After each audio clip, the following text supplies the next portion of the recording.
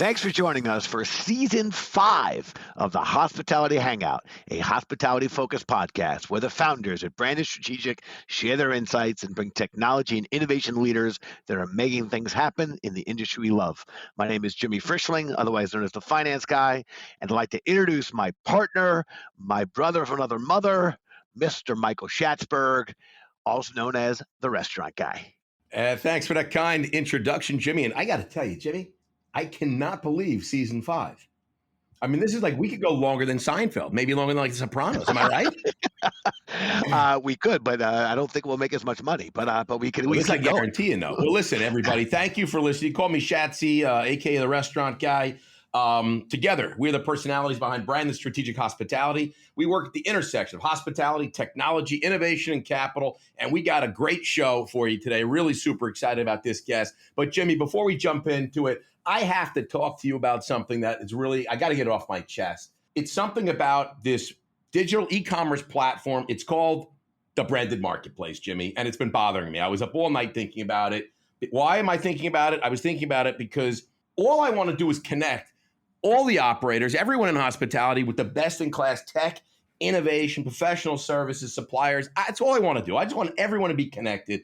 And I'm thinking to myself, you're a giver, Shatsy. You're a giver. Yes, I'm giving. So anybody listening right now, go check out thebrandedmarketplace.com. Check out the greatest solutions out there. You will find things you didn't even think you needed, but trust me, you need it. It's tough out there. You got to have a lot of tech to run your operation today. And if you're not on the marketplace, you want to get on the marketplace, just, you know what, shoot me an email at marketplace@brandonstrategic.com. We'll get you on board. You know why, Jimmy? You know why we're going to onboard you fast? You know why it's really easy, Jimmy? Because it doesn't cost anything. It's free to join the marketplace, free to use the marketplace. So, Jimmy, how do we make money with the marketplace, you're asking? Volume. Right. We make it up in volume. And we have over 200 of the best suppliers, best technology solutions on the marketplace. I suspect by the end of the year, Jimmy, we'll have over 1,000 people, 1,000 companies paying us zero. And that's really, I think it's terrific. We're super excited about that. So, Jimmy, back to you. In that case, we'll double your pay. You know, Shatz, I think that was one of the most impassioned, certainly self-promotion, but impassioned introductions you did to the marketplace. And I think our guest today inspired you because you talk about giving, and all of a sudden we're gonna bring in our guest, and people are gonna realize that you and I are we're on the JV team here. But all right, we are very excited for today's episode. Our guest today is our friend Brita Rosenheim, partner at Culterra Capital and Better Food Ventures, and the creator of the restaurant tech ecosystem. You want to talk about giving. The restaurant tech ecosystem is the source, the roadmap for hospitality technology companies. And we can't think of a better guest to kick off season 5 with than Brita. So Brita, welcome to the podcast, welcome to the Hangout, and we'd like you to take the lead and give a little intro, a little background on yourself and your role at Culterra, please. Wow, what an intro. Thank you, guys. I'm jazzed now, too. Well, thank you. Yes, I've been focused on, this entire tech-enabled, food-related ecosystem for the last decade. So, not just restaurant tech, but also looking at all of the technologies that are shaping the food ecosystem. At Culterra and Better Food Ventures, I am an investor, and we also are an advisor. My entire background ahead of investing was focused on M&A and investment banking. And so that's been, most of my career has been in finance. And I'm just excited that we're finally, have reached extreme critical mass in this sector. And there's, tremendous innovation and excitement about the sector, even outside of the technology innovators, where historically there's a lot of tech excitement by the innovators and less excitement by by the ecosystem. So it's finally balancing out, and I'm pretty excited where we are now. Brita, thanks so much. And that's awesome. And before we take a deeper dive into the 2021 tech ecosystem, which, by the way, I'm thinking if I could do a redesign real quick, I would put your picture in the middle of I like to call it the tech wheel. I'd put your picture smack in the middle of the tech wheel. And we could talk about that offline. I've got a graphic designer. We could do something really super there. All right. Sure. You can spin my head around. Yeah. What he means is that he put his picture. Animated. He put his picture in the middle of the tech wheel. Or my picture. Or my picture. His picture, if it was his. But we'd like to, before we take a deep dive into the tech ecosystem, the 2021 tech wheel, I like to call it, and how you came up with this whole thing, because it's really awesome. I live by it. We'd like to know a little bit about how did Brita get here? How did Brita get to this place? So you were an investment banker at some point. Then all of a sudden you're starting to make these tech wheels and you're into food tech and ultimately you're at Culterra Capital. You do so much, you give back so much. Tell us a little about your background, how you got there. Yeah, absolutely. So as you mentioned, I was an investment banker and I was focused on restaurant, retail, consumer companies. Where were your investment banker? Can you mention that? Because Jimmy was a banker, I think. He used to wear a suit to work. Yes, I started off at Robertson Stevens, RIP. And then I was at Cowen, and then I was at Think Equity. Jimmy knows that kind. Those are things Jimmy knows. Yes. He's a finance guy. Yes. I do know that. I know Chase Bank. Let's let Brita answer the question. Okay. So I focused on obviously kind of mid-market consumer companies, and was more interested in the food world. I didn't want to be a chef. And so was trying to figure out, can I be involved in the food world without being an investment banker at the level that I was, and, doing M&A for multi-unit chains was not floating my boat at that time. So I took a step out of a banking and I moved to Italy and got a master's in food communication. So basically had a year of, drinking a lot of wine and eating lots of good food, but also getting a master's degree. It was the best decision I ever made. And from there, came to New York and did PR and marketing for a number of years, focusing on consumer brands, chefs, cookbook publishers. And, this was kind of 2008, 2009. This was kind of the next surge of, consumer related tech related to food. There were more and more companies, more and more bloggers that were focused on the food ecosystem. The internet, consumer internet companies were doing a lot of acquisitions in the restaurant tech space. They were trying to, acquire engaged users. And I thought, this is kind of interesting. There seems to be movement here. This is a nice mix of my interests. And I'm going to preempt your next question in terms of how I came up with these ecosystem maps. I'm the power user for it. So that's what I did. I put together, I had my Excel map. That's what I did as a banker.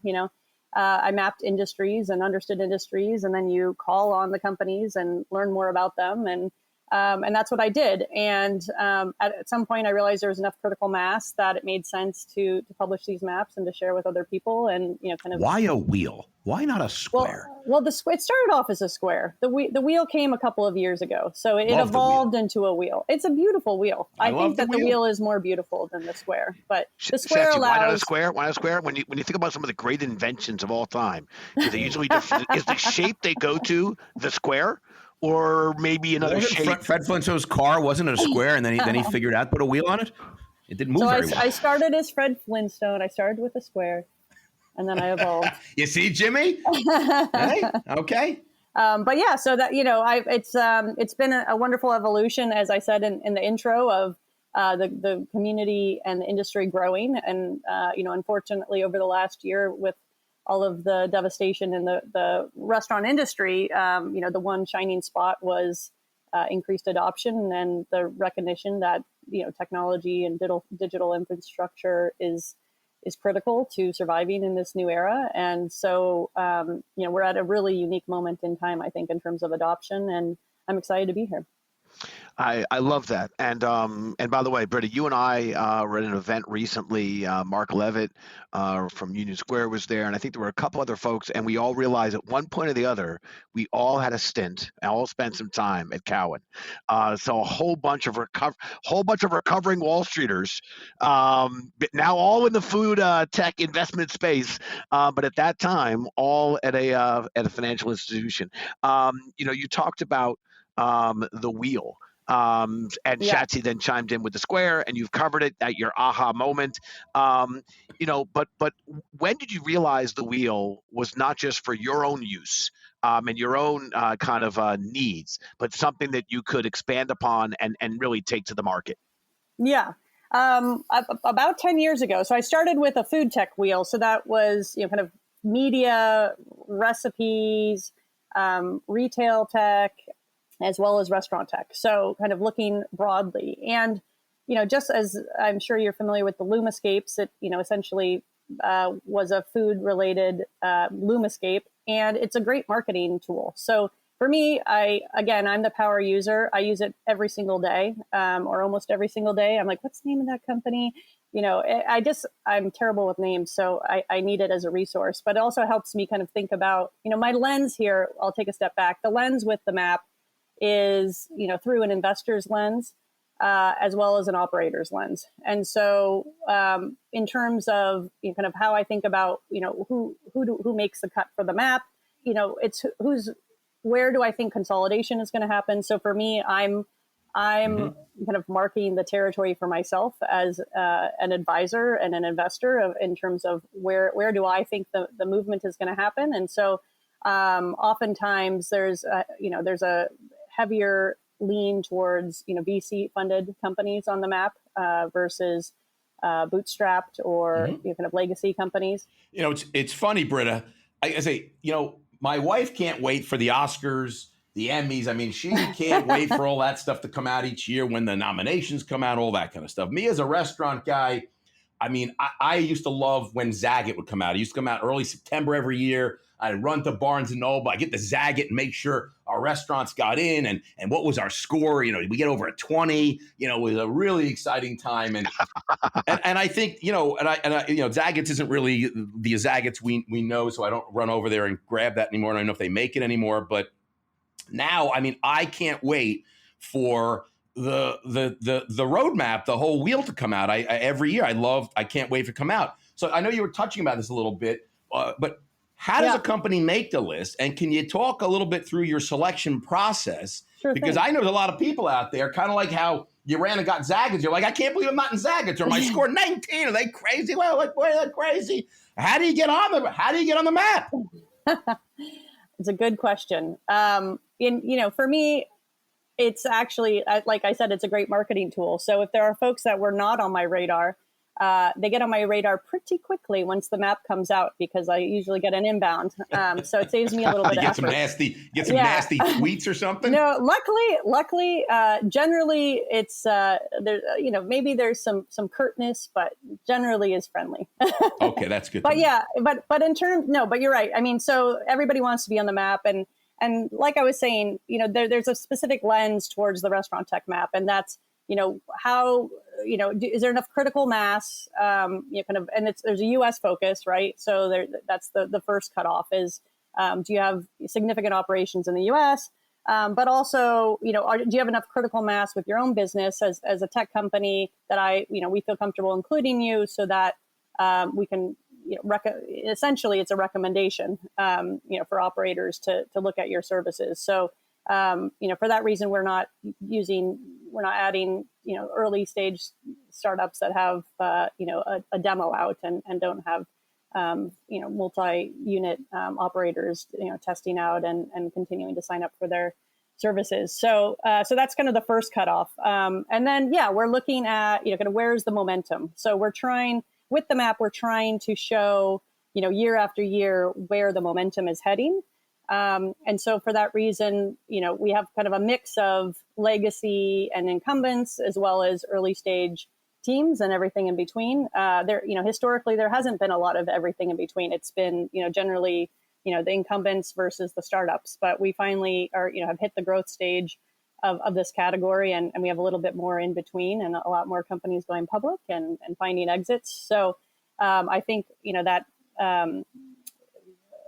I think that the growth of the industry and growth of the different categories, shifts year to year. And so, kind of every year I have to take a step back and kind of recognize, does it, like, for example, the first slice of the wheel is search and discovery, right? That used to be that used to be a slice with, I don't know, 50 companies in it, right? Everybody wanted to tell you how to pick where you're going to eat and personalized recommendations and all this stuff. And, now it's really just Google. And so, And yes, there's a couple of other folks out there, but basically Google's the de That facto. Google's going to be some company one day, Brita. You mark my words. One of these days. You heard it here first in the Hangout. I'm going to buy that stock one of these days. Yes.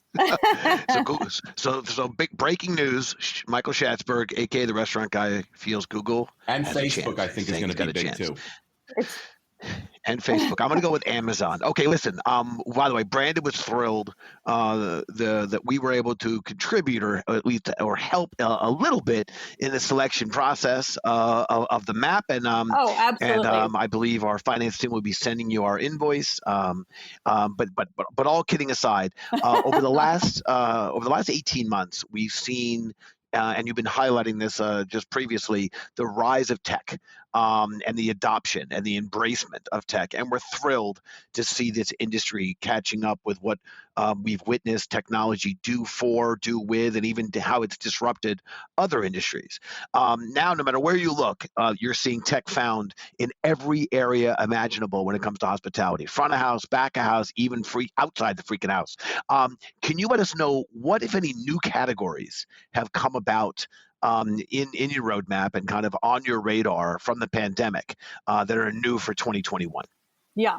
So there was one new category on the map, which is food safety and quality, which historically had been part of operations, but we'd seen enough movement on dedicated companies, focused digitally enabled companies in this category to carve it out as a recognition that this is a category we think is going to grow.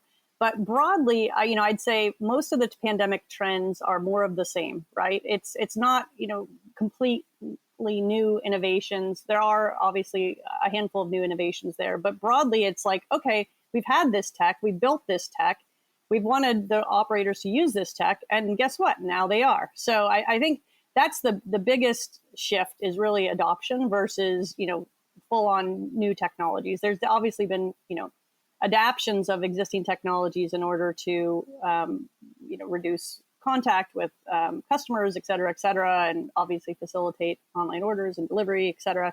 But in terms of, brand new technology, I think most of the impactful shifts over this last year have just been, operators prioritizing technology. Yeah, that makes a lot of sense. Food safety, and I think, just embracing some of the tech that's already been out there, but and now scaling up for a lot of operators, like online ordering wasn't a thing for them for a myriad of reasons. One area I'd like to talk about that we hear, it's a big buzzword, and we brought it on the podcast many times, and get your thoughts on it, is the ghost cloud virtual kitchen. Everyone uses a different name for it. We've seen an incredible dark. We've heard dark kitchen, scary. No one calls it scary kitchen. They call it dark kitchen. I've heard scary kitchen, Jimmy. I heard that. But it was here before the pandemic. We certainly saw a lot of that going on, but clearly it's really taken off now. We see a lot of people feel it's a real estate play. A lot of the folks in the space are real estate people. Mm-hmm. They're taking and repurposing real estate for kitchens, et cetera. But tech is going to play a major role in this category, no matter what. A question to you is, is this a long-term play, or is this just 15 minutes of fame and that's the end of this whole thing, or is this a long-term play? Is this a new kind of stream for operators? Is this something new we're going to see? And what are your thoughts on the ghost kitchen space? Yeah. I think it's here to stay, but in its current form, likely not. I liken it to the meal kit space, right? Mm-hmm. Meal kits are here to stay, but do we need 65 different meal kits that are all losing money? I've tried them all, by the way. I also have. They always give me it's always 50 off to try one, right? I know. And my wife is like, please, can we not do any more meal kits? She doesn't. You have to try them all, especially when they give it to you for free. Yes, exactly. But I think it's similar to that, where it's a new concept, and it is disrupting, the way things are done. It's shifting people's minds about how operations can be managed. But it still needs to figure out the right business model and the right user. And so I think for multi-unit operators, it makes a lot of sense to add capacity. I think for operators who are starting off and creating concepts and are leveraging ghost kitchens as a tool, and that's how they're building their business. TBD on if that works, but that at this point seems like that makes sense. But the local restaurants, a couple of units here and there, I don't think it makes sense for them to leverage. So I think it's going to shake out in terms of, and I do think it has the potential to give an unfair advantage to multi-unit operators. So, a lot of the tech right now, and a lot of it's a different topic, but a lot of the funding or stimulus funding after the pandemic has been unfairly handed to large multi-unit operators, and so there's a lot of those guys with a lot of cash. I think that's a conversation for an entire another podcast. It's a totally different. It's a different topic, but it also has to do with tech, right? Because you have well-funded operators who now have all the tools, and a lot of the local operators don't. So and ghost kitchens are part of that. Do ghost kitchens make sense for most restaurant operators? Probably not, but absolutely there's a place for them, and I do think that they're here to stay. I appreciate you sharing some of your thoughts and insights around the ghost kitchen space. As a fellow investor, I feel I must chime in and with a very thoughtful and well articulated message of ditto. Okay, now moving on. Yes. Ditto. We agree with you on that topic. More to come as we go through. You'll hear more about our opinion on that later. Not in this show. Another time. All right. We discussed, I brought up what categories or what category was the new kid on the block, and you talked about food safety. Right. What, if any, categories, on the flip side, are losing steam? Which slices of your wheel are getting smaller? Jimmy, are you trying to get Brita in trouble? Are you trying to get her nasty emails and tweets? I appreciate it's a loaded question. Well, you know what? No. Which ones are so critically important, but maybe just getting a little bit smaller on the map? What do you, anything? Well, it's not that it's becoming less important, but as I mentioned, search and discovery, right? That's just a tiny slice now because it's basically Google. So same thing with reservations and event management. It's another category where there's been a ton of consolidation. Mm-hmm. And there's a couple of leaders, and it's probably not going to innovate more in the near term. So I'd say those are it's funny because honestly, 3 or 4 years ago, those were, or maybe 5 years ago, I'll say, those were one of the largest categories, and that's where everybody was innovating and everybody was thinking about the consumer experience. And now I'd say most of the efforts have turned towards optimizing back of house versus the front of house. Schatz, you see what Brita just did there? She took what you thought was going to be a negative of who's losing steam and said, no, these guys are so good, you don't need much space because there's a monopoly or a few dominant players, and that's why they got smaller. She turned a negative into a very big positive. What do I think is going to be the next shrinking category? I think marketing analytics and CRM is definitely ripe for consolidation. As well as, kind of the white label ordering and delivery platform. So tremendous companies in that category. I think a lot of them are very strong, but do we need that many companies in each category? I think there's going to be some consolidation there, especially now that we have a lot more publicly funded companies that have acquisition capital in terms of their publicly traded stock. Jimmy, I know next year who we're having on again, and we're going to go through all this. Yeah, I loved it. We heard about what's new. We heard about what's consolidating, and she even gave us the predictive. Here's what's going to happen next year. Here's what's going to get a little bit smaller for some very positive reasons. M&A activity, consolidation, dominant players, etc. Let's talk about robotics and AI for a moment, please. Sure. Brandon thinks it's a fascinating area, and we continue to see and hear about the prototypes. The restaurants that have incorporated robotics is, I think, admittedly somewhat few and far between. So a lot of talk, a lot of promise. So far, not a lot of implementation. Your thoughts on all this? Yeah. I mean, I think workforce challenges incredibly difficult right now, and so that is why everybody's talking about it, because they're, how do we do more with less? from my personal opinion is that there are certain places where it does make sense to implement robotics. Sweetgreen just acquired Spice. There's a number of, DoorDash acquired Chowbotics. There's definitely room for kind of robotics and automation in specific tasks. But I think the most exciting component of the robotics AI category is the automation category, and that's not definitively robotics and hardware, but vision systems, voice systems, helping kind of integrating into the back of house and helping quality control, speed, employee training.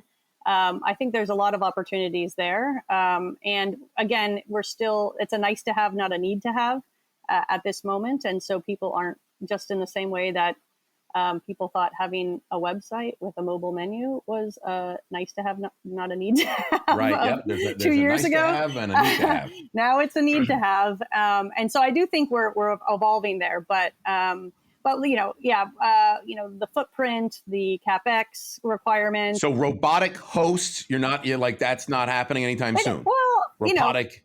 I mean, people are doing it. It's called a big kiosk. Is it going to be widespread? I mean, it has to be the right time and the right place. But also I'd say the business model is off for a number of these robotics companies that I've talked to. So I ask, how are you charging here? How are you thinking about charging? And they're like, percentage of sales, or that doesn't work. Like I didn't, that seems to be the obvious 30% of delivery. Yeah. That's not why people are not going to sign up for a percentage of sales. So you have to figure out how are you directly reducing costs, and so that might be a more nuanced approach towards pricing with individual operators. But anyway, it's absolutely continuing to grow, and I think it's a relevant category. Again, similar to ghost kitchens, there's some operators that it makes a lot more sense to leverage, but the average restaurant operator is not going to be bringing robotics in, likely. Yeah, makes a lot of sense. All right, last category we're going to touch is HR and staffing. We talked a little bit about it. It dovetails into automation a little bit, but I'm talking about, I've been using Craigslist in the restaurant business for, I used to put ads in the New York Times, classified. I used to pay by line or by word, I forget, but it was really expensive to put an ad in there. The Sunday Times, Jimmy, remember the Sunday Times? Oh, beautiful. Love that. Love that paper. Hungover, reading the paper. Oh, sorry. That's not what you were talking about. Sorry, never mind. But I used Craigslist. I used Harry for years. I still use Harry, to search and discover for product. Mm-hmm. So human capital, it's still it's always been a problem in our industry. Yeah. And I guess it's in the spotlight now because a lot of people are having a hard time hiring and staffing for a myriad of reasons. There's a lot of companies out there doing some incredible work in hiring, training, and now we see motivating. It's not enough just to say, hey, Jimmy, I'm going to pay you, $20 an hour to come to work. Now I got to be like, I got you to come to work, but now I got to reward you for actually doing your job. So where do you see this category going? What's going on in there? And how do you see this category in the wheel? Is this getting bigger or smaller, or are we getting rid of it altogether? No more people, just robots. I love it. Never liked people. I think on the hiring side, so I do see these as different categories, right? So hiring is one aspect, and then the training and the motivating staff, those are, separate and related. I think on the hiring side, we're going to see consolidation. And we've seen it, but I think we're going to continue to see the hiring side consolidating. But, training and motivating staff, to your point, are relatively new categories, and it's not about training and motivating as a new category broadly, but digitally enabled platforms that are helping you train your staff and motivate your staff. There were many companies between the last 5 years ago plus that were creatively trying to add game theory, et cetera, into incentivizing hospitality workers, and it just was very challenging. It was on the nice to have, not the need to have. And, depending on what game theory you're implementing, sometimes didn't work out the way that people hoped it did. So there was a surge of this category, a while ago, and I do see why it's coming back. I also, most or all, I'd say probably restaurant workers are now mobile enabled, and so there's this kind of new surge of learning on your own time, learning on your own mobile device, motivating or kind of checklists, etc. All through your own mobile device, and I think that's the kind of the shift in behavior that's kind of paved the way towards this new category. It's not. I think it's still a nascent category compared to the other categories, but I expect that to continue to grow for sure on the training and motivating side. Hiring, it's always going to be a problem, but do we really need as many platforms as we have out there? Probably not. Excellent. Okay, I want to move us into one of our favorite sections. No more categories, Jimmy? Nothing more? No, no, I'm just saying it's that we covered. I think we covered the wheel. Like a little bit, covered it. Yeah. It's this next section is not the best section. Shatsy will tell you in a moment what's the best section of the podcast. But this is a section we do really enjoy because while Shats and I started the podcast because we like talking to people and we like bringing on guests and talking to our audience about the things going on in the industry, we learned along the way that our guests sometimes have questions for us. So the section's Talking Back, where we afford our guests the opportunity to ask us anything. And I like to say nothing is off the table. Keep it clean, though. It's a PG-13 show. But Brita, what do you have for us? Microphone is yours.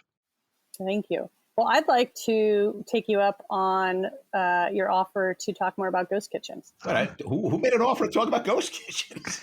She saw it. You said you'd talk about it more later. I want to talk about it more.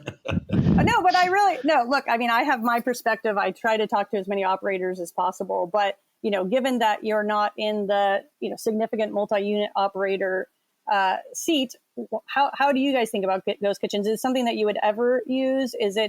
Are there versions of it? Like just as an operator, wearing your operator hat, not your investor hat, do you see upside?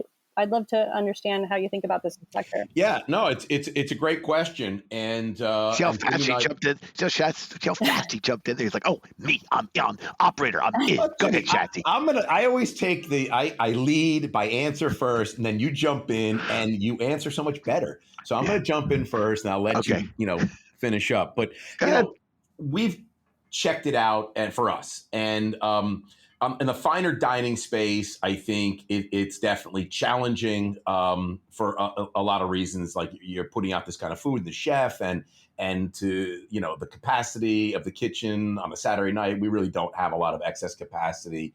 And but I look at, like you brought up, some of the multi-unit operators that are currently out there with 1,000 stores or 500 stores. I look at the Brinkers, where they've got 1,400 Chili's, and they launch a wing concept out of their 1,400 stores.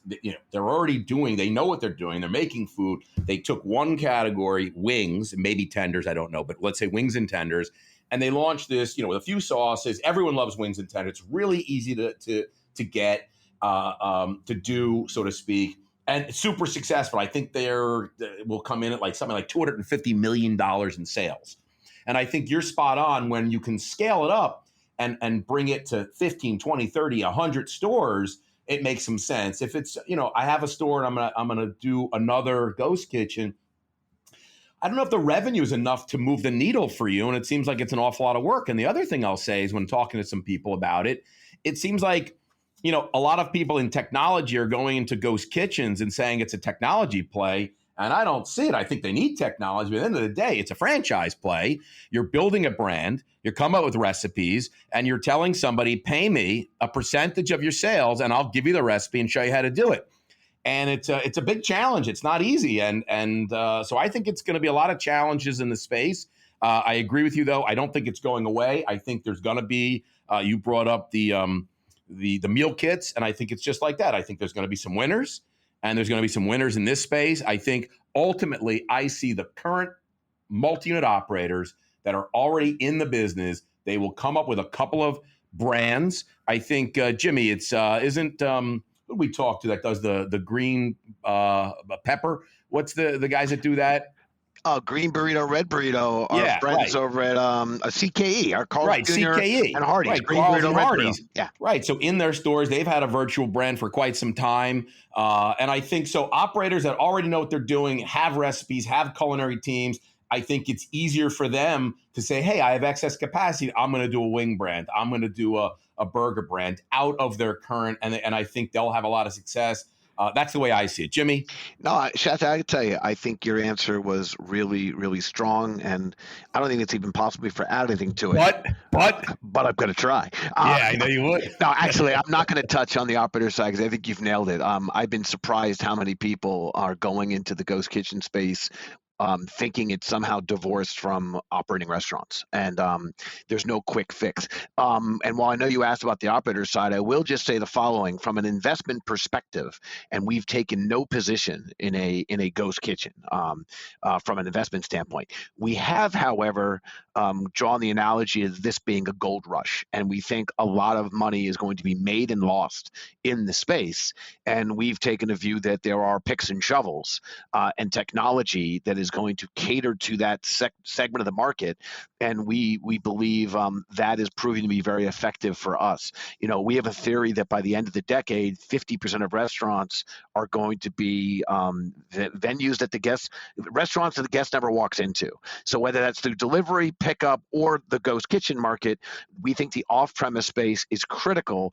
And how's the industry going to embrace a guest? How are they going to be hospitable with a guest that they never meet in person? No matter how good your host or hostess or servers or bartenders or managers, you're not going to meet these people. So the digital tech stack, the customer engagement stack, we think is critically important.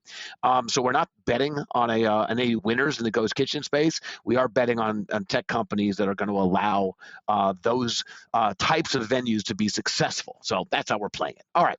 I dug it. Shatsy, are we up to your fantastic section? Or we're not there yet. No, Jimmy. It's crystal ball moment. Go, Jimbo.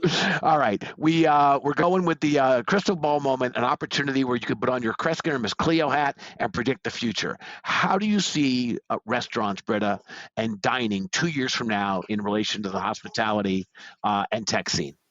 Well, you set me up really well with the end of your last answer. Because that's what we do here at the podcast. We want everyone to look great.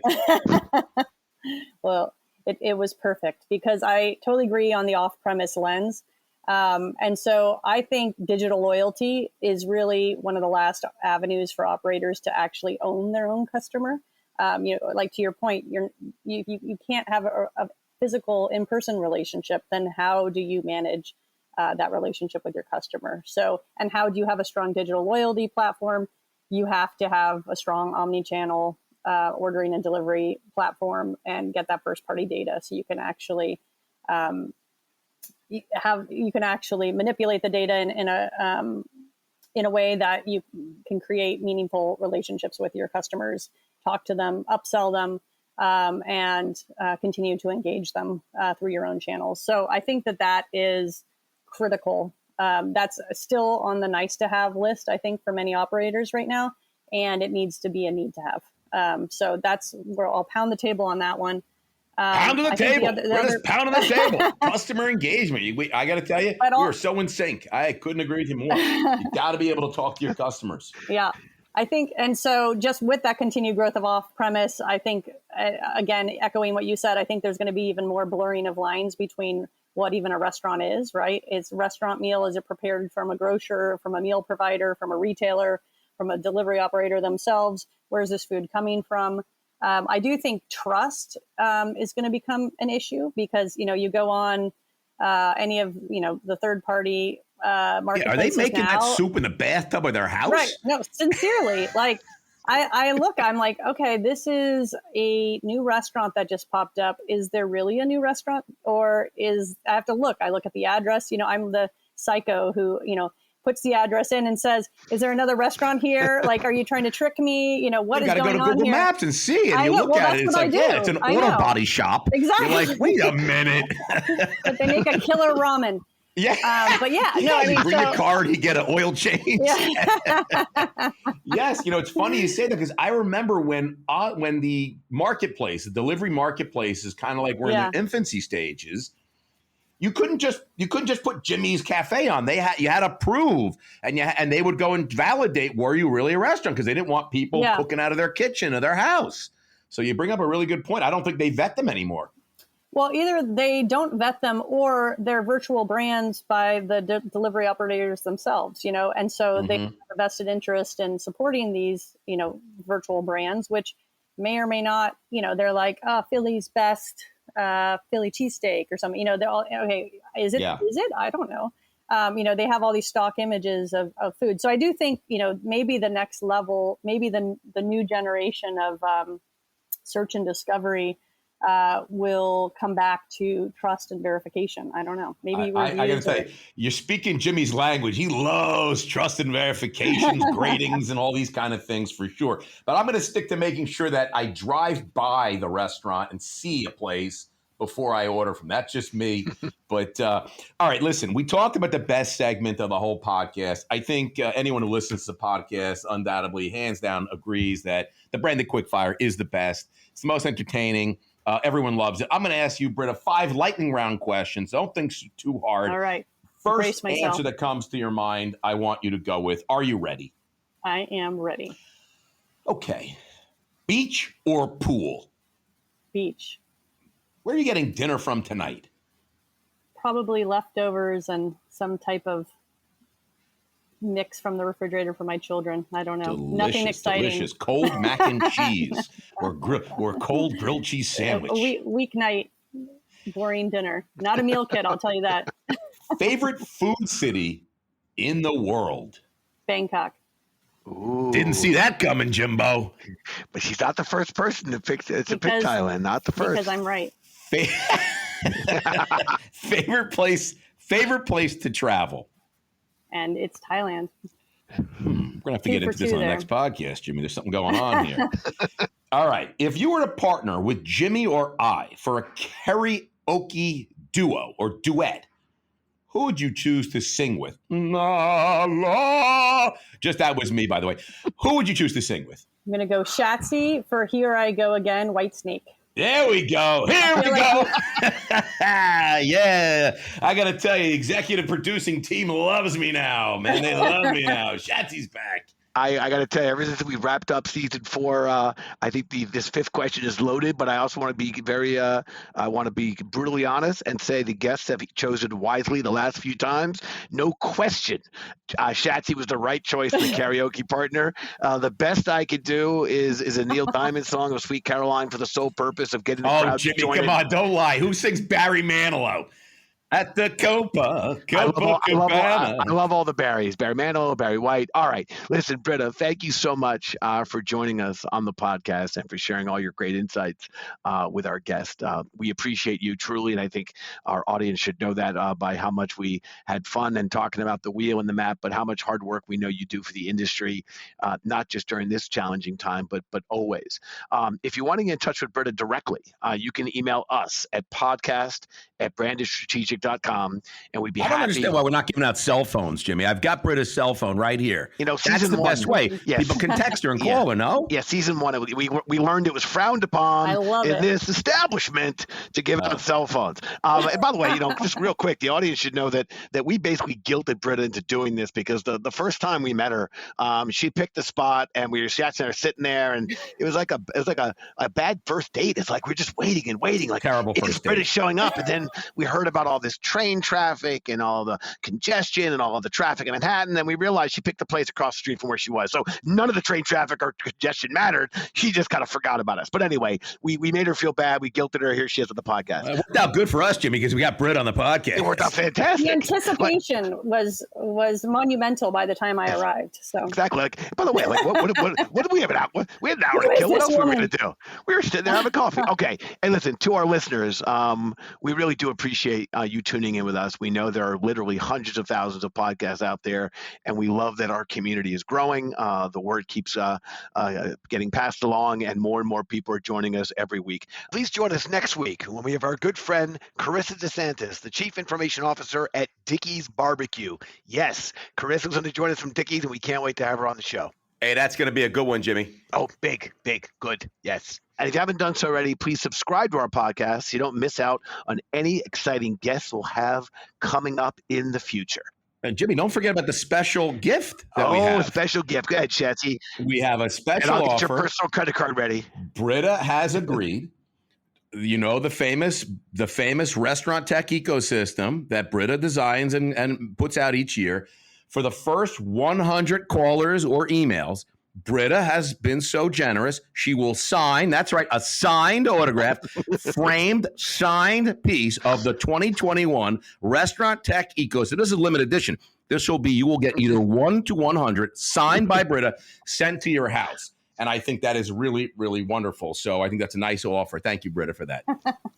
Well, you know what? I'm going to let that one stand. And if anyone knows Shatsy and the Big Daddies and the Dukes community, you'll really understand when Shatsy says signing autograph, you'll know what he means. Anyway. I could do a Brita, no problem, Jimmy. Shatsy can sign a Brita. All right. Listen, Brita, we really do appreciate you joining us for the podcast.